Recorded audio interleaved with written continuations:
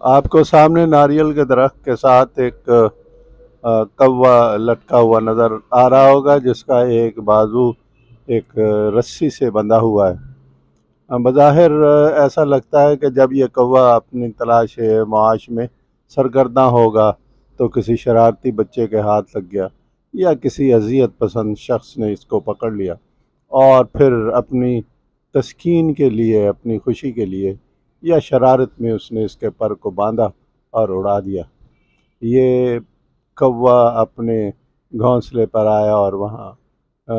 ایسے محسوس ہوتا ہے کہ گھونسلے پر آیا اور وہاں اس کا یہ ایک بازو جس پہ دھاگا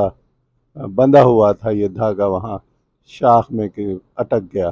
اور پھر شاید اپنے آزادی کے لیے یا پرواز کے لیے کوشش کرتے ہوئے تھک ہار کر یہ لٹک گیا، اور اس طرح اس کی جان چلی گئی۔ یہ ایک بہت برا عمل ہے، ہمیں جانداروں اور پرندوں کا خیال کرنا چاہیے۔ یہ بے زبان اپنے دکھ اور تکلیف ہم سے بیان نہیں کر سکتے، لیکن انسان بطور اشرف المخلوقات ان کے دکھ اور درد کو، پریشانی کو محسوس کر سکتا ہے۔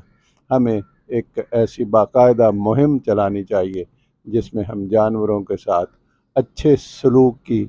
تلقین کریں، ان کے ساتھ پیار محبت سے پیش آنے کا